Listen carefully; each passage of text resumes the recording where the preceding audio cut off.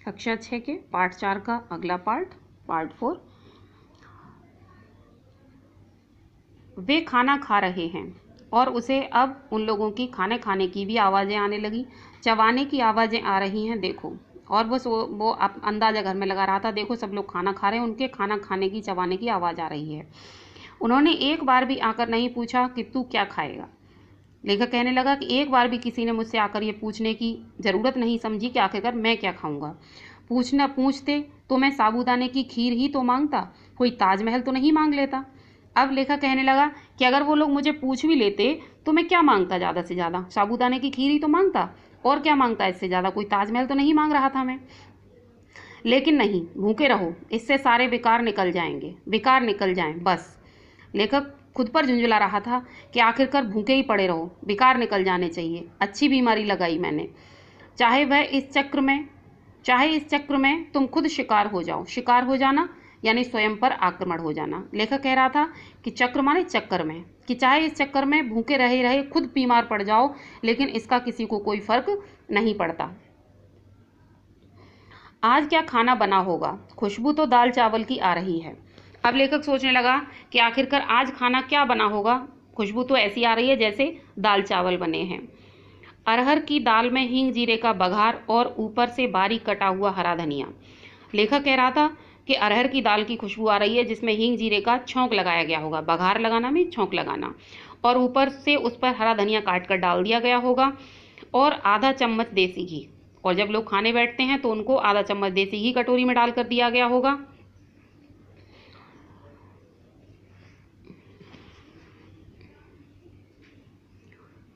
फिर उसमें उन्होंने नींबू निचोड़ा होगा, और वह सोचने लगा कि अब उस कटोरी में जिसमें दाल होगी, घी डाला होगा, उसमें उन्होंने नींबू भी निचोड़ा होगा, थोड़ा सा इस बीमार को भी कोई दे दे।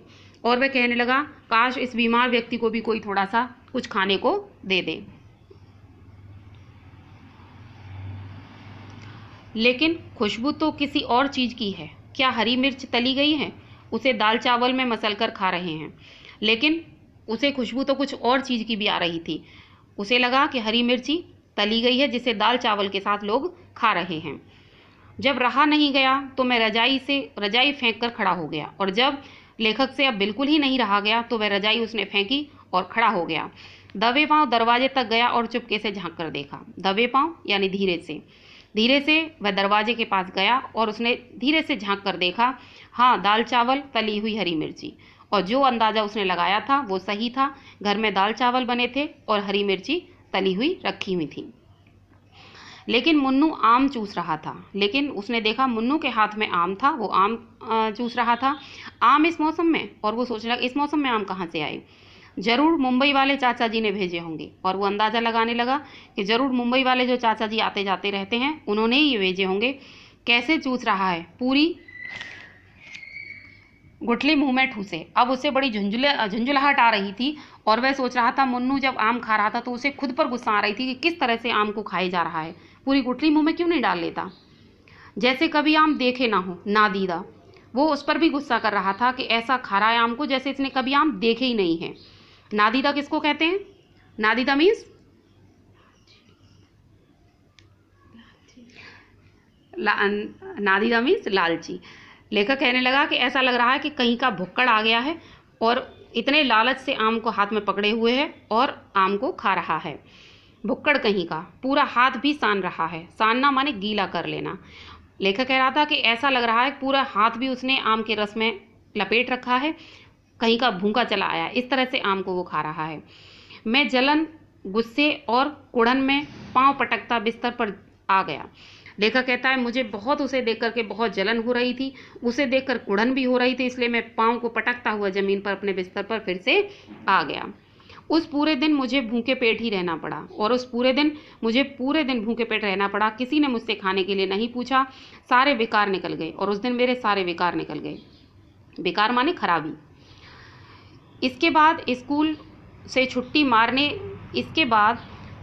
छुट्टी मारने के लिए मैंने बीमारी का बहाना कभी नहीं बनाया। लेखक कहता है उस दिन के बाद मैंने कभी भी बीमार होने का बहाना घर में नहीं बनाया, क्योंकि मुझे पता था कि बीमार होना कितना खतरनाक हो सकता है। लेखक स्वयं प्रकाश। बच्चों, मैं आपके मम्मी पापा से, आपके पेरेंट्स से एक बार ये निवेदन करना चाहूँगी कि जिन बच्चों की फ़ीस फरवरी मार्च की फ़ीस जिन बच्चों की अभी रह गई है या उससे पहले की अगर कोई फ़ीस रह गई है तो वे लोग जल्दी से जल्दी बच्चों आपकी फ़ीस आपके मम्मी पापा जल्दी से जल्दी जमा करा दें। तब तक के लिए धन्यवाद।